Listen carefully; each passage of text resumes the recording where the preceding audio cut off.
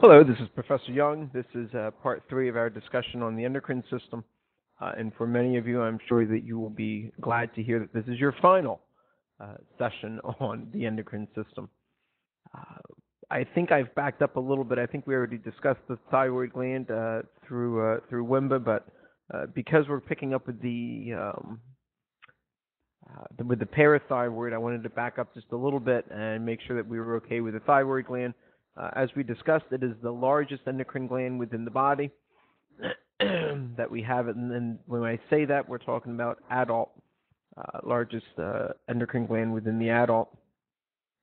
It is responsible for the secretion of thyroid hormone, which comes in two variants, if you would, T4 and T3. Overall, thyroid hormone helps to regulate metabolic activity.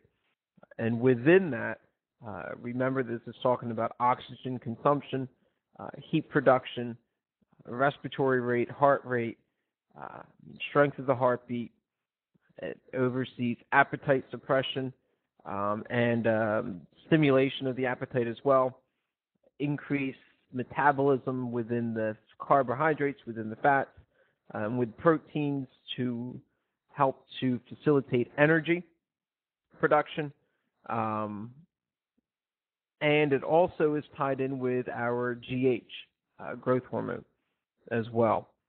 And so there's a lot of things that go on with the thyroid hormone. It's one of the reasons why when it does burn out, you hear about people having a lot of issues with sluggishness, with appetite issues, weight gain, so on and so forth. And it has to do with that whole metabolic link to the thyroid gland. Keep in mind that it is the thyroid stimulating hormone coming out of the anterior pituitary that helps to regulate the release of thyroid hormone, which then again has that metabolic activity throughout the body.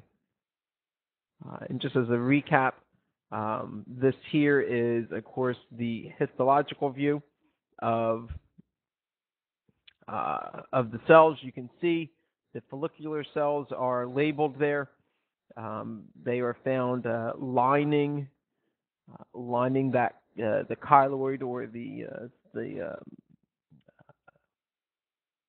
thyroglobulin, and the chyloid would just almost be like a cytoplasm within it. They are epithelial. The follicular cells are epithelial, and that should be something that you should hopefully at least by now realize. They are epithelial because they are lining. In between the follicles, there will be an area known as the parafollicular cells, or more commonly just called the C cells.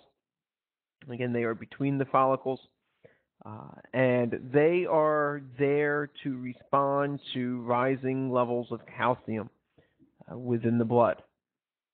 And they help to release calcitonin, causing the osteoblast activity, which again will lead to the production of new bone. And so we have this whole interconnection, if you would, between the thyroid and even the parathyroid will be dragged into this somewhat, and bone regulation and the oversight of that. I should mention that when T3 gets a little higher, in other words, when the thyroid hormone T3 becomes elevated within the body, and again, this is monitored through the blood, it does act as an inhibitory hormone in that it prevents the release of thyroid-releasing hormone, TRH, as well as thyroid-stimulating hormone, TSH. And so just kind of keep that in mind as we go through this. Parathyroid gland is located again on the posterior side of the thyroid, and this is where I think we picked up with that last lecture. It helps to regulate the amount of calcium, magnesium, and hydrogen phosphate that is within the blood. Parathyroid hormone will increase the number and activity of the osteoclast. So in other words, it will help to increase the activity of bone breakdown, whereas the thyroid gland will help to regulate and increase the bone production, osteoblast. So they do work in tandem with one another. Parathyroid hormone will increase bone breakdown. Thyroid will increase the production of osteoblasts, leading to bone production.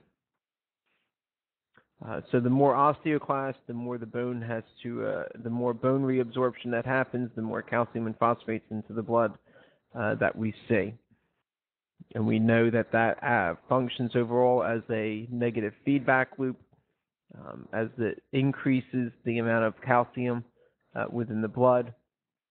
It's being monitored by the parathyroid gland, and when it gets too high, it actually shuts down the osteoclasts, which there again will allow the osteoblasts to take over and make sure that we are balancing out the growth and the destruction or breaking down of bone.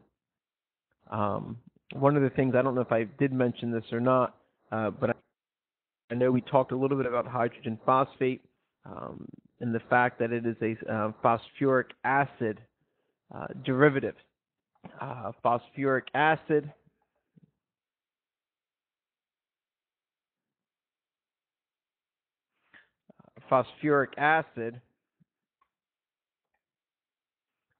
which is denoted as H3, and that 3 would be subscript PO4, and that would also be subscript as well. So little 3, little 4 down on the bottom. That's sulfuric acid. Keep in mind that osteoclasts secrete phosphoric acid into the pit of reabsorption, and that in part is what helps to break down bone. As that acid is breaking down bone, it is, if you would, turned into hydrogen phosphate, HPO4 minus 2. And so that's the connection with hydrogen phosphate and the skeletal system, specifically the bone. This next slide here is simply the location of all 4 lobes, if you would, or glands of the parathyroid. 1, 2, and 3, 4, right in there. And you can see where that's in relation to the thyroid. They sit directly on the thyroid, but it's in the back. It's in the back.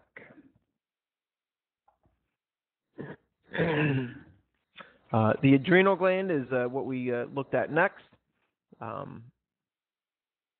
It is actually made up of 2 different glands that have come together and joined into one.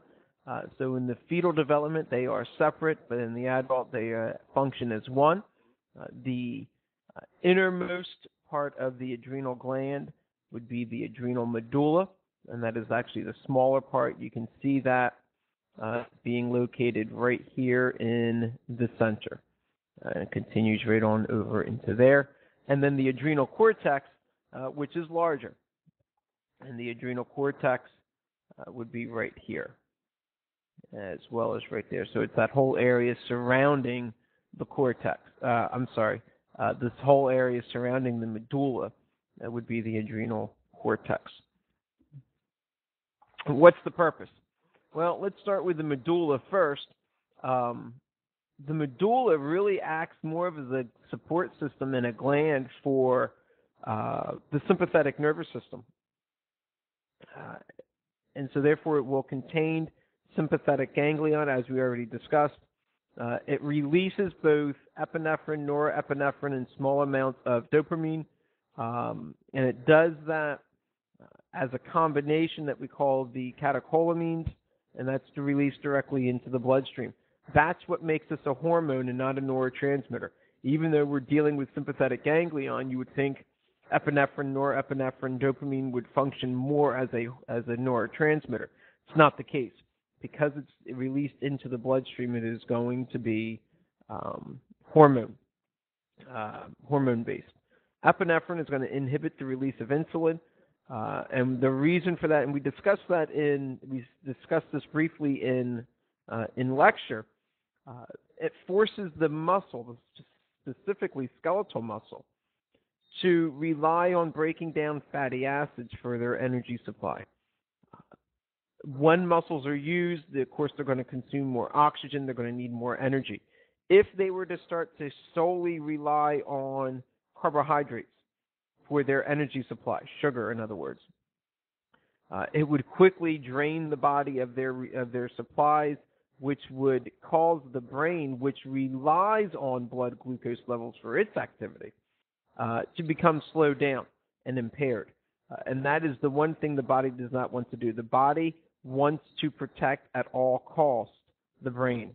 And so in order to maintain higher blood glucose levels going to the brain to supply it with needed energy, that brain's going to use the glucose for ATP production, of course, for its energy. It says, all right, muscle, you need more energy. You're going to have to work harder to get it. You're going to break down the fatty acids. We're sending the sugar up to the brain. And so that's one of the things that you need to understand, because as soon as insulin is released into the body, it's going to go right for the skeletal muscle. And at that point in time, it's going to start breaking it down. And that's one thing we don't want to have happen. Some of the other effects that the adrenal medulla will have is it's going to raise the heart rate and the blood pressure. And as we already know, as part of the sympathetic nervous system, it's going to inhibit digestion, it's going to slow down urine production, and it's going to ramp up everything else, specifically skeletal muscle, heart rate, and all that other kind of good stuff.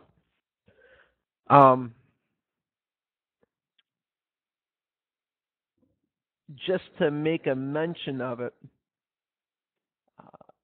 the sympathetic ganglion that are basically terminated within the medulla have a unique name, or at least the cells that they act upon have a unique name, and I briefly mentioned this in lectures, so I want to make sure that you have it now, and they are called chromatin cells. And so these are the cells that are found within the medulla, and they are the ganglion. All right, remember, no axons, no dendrites. The neurotransmitters that are traveling down come to these cells. This is where the ganglion ends. These are the cells. And from there, the cells will direct the release of the catecholamines. And again, the catecholamines are made up of epinephrine, norepinephrine, and a little bit, very trace amounts of dopamine. 75% epinephrine, 25% norepinephrine, and again, trace amounts of dopamine.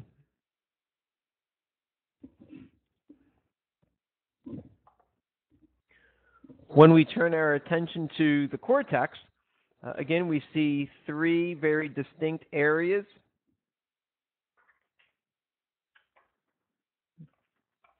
There it is. We see three very distinct areas, sorry about that, of the cortex. Zona glomerulosa, zona fasciculata, and zona reticularis. You should have been able to look at this within lab. All right, the first layer, and these are not well-defined areas, or they are well-defined, but they're a little bit wavy, as you can see here, is the zona glomerulosa. Basically, it's going to be overseeing electrolyte balance within throughout the body, and so that's what that layer does. Zona fasciculata is going to oversee and help to regulate and stabilize glucocorticoids within the body. Again, this is glucocorticoids helps to regulate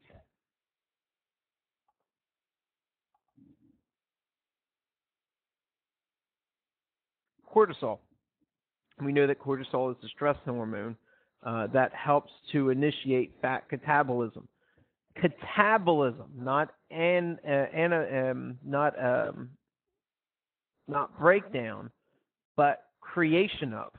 Cortisol helps to form fat, specifically around the midsection. And so what ends up happening is low levels of the cortisol triggers the hypothalamus. And so as the cortisol levels drop within the body, it sends a signal to the hypothalamus, and it releases the corticotropin-releasing hormone. Corticotropin-releasing hormone is released into the anterior pituitary, and then the anterior pituitary releases the adrenocorticotropin hormone, which goes to the adrenals, and that signals the release of more cortisol.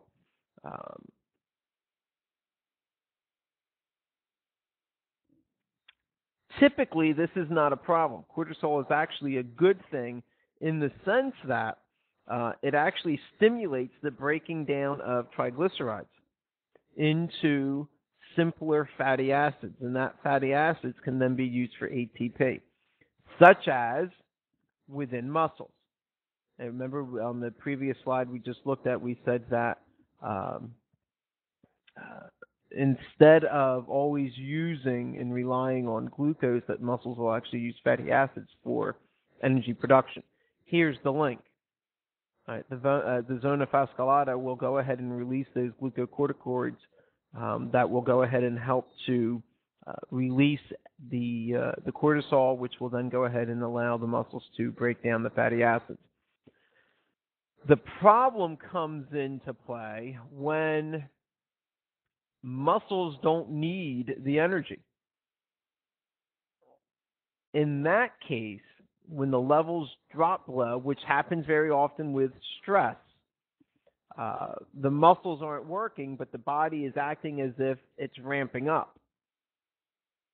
In other words, the sympathetic nervous system begins to almost take over without any kind of activity. When that happens, the glucocorticoid levels drop, so therefore the brain says, wait a minute, something's not right here. I'm feeling anxious. I'm feeling like we need to be doing something. We must need more glucocorticoids to release the cortisol. And so it goes through this positive feedback system. Again, what's the feedback systems? Low levels of cortisol triggers the hypothalamus to release corticotropin releasing hormone, CRH, which then and that's released from the hypothalamus into the anterior pituitary. The pituitary, once receiving CRH, then goes ahead and releases adrenocorticotropin hormone, ACTH, which then goes to the adrenals, specifically the zona fasciculata, to go ahead and signal the release of glucocorticoids to release more cortisol. When it does that, it basically produces the fat. It produces the fat instead of breaking it down for energy. And so that's key for you to remember. That's happening in the zona fasciculata. The zona reticularis, this here is strictly an androgen hormone. Again, dihydroepiandrosterone, which is a weak form of testosterone. And so what it will do is zona reticularis goes ahead and secretes DHEA, which can then be used by the tissues to form a stronger variation of testosterone.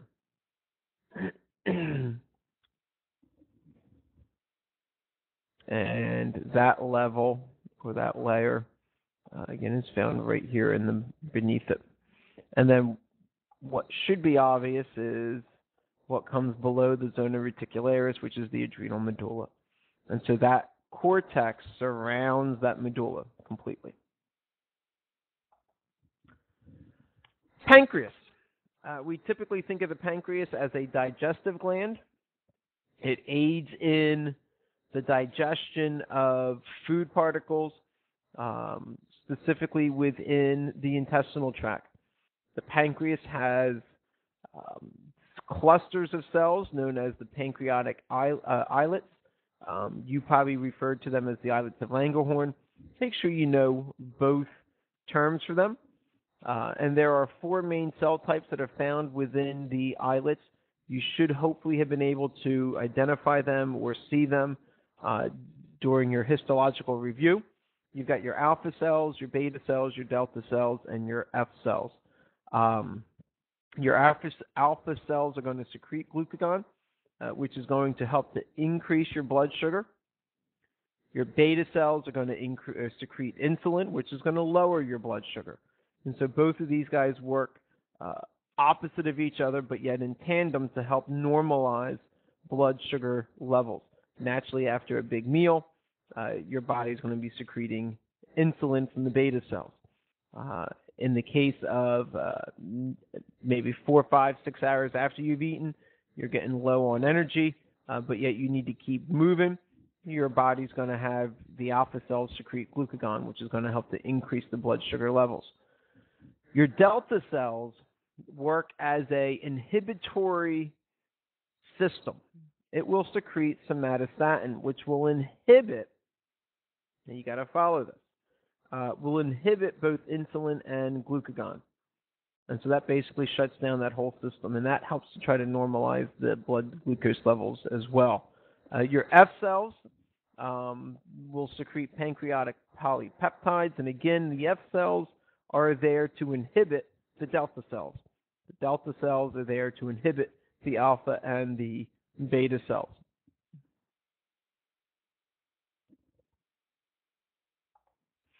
And here's a pretty picture of your pancreas. You can see the intestines there, small intestines, the duodenum is located there. And the picture on the top, referring to this guy right here, is actually what the histological slide looks like. In drawing, down below here is what you have. You can see the cell types right there, your beta cells, your alpha cells, your delta cells scattered throughout there. Looking at this view of the pancreatic islet, it's too small on my screen to really be able to tell who's who. If I had a larger picture, I think I could probably tell, but not so much with this. But they are all in there, and they're scattered, and they each have their own little individual purpose and reasoning for existence. This here is another negative feedback system. Again, this is going back to the pancreatic islets, specifically the alpha cells and the beta cells. The alpha cells, again, secreting glucagon, the beta cells secreting insulin. And so you can kind of follow that through and just kind of imagine how that would work as a positive, or I'm sorry, as a negative feedback system.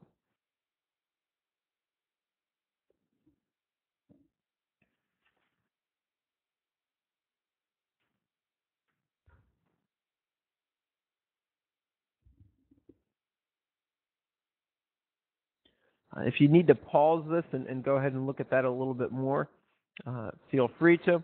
And this is more FYI.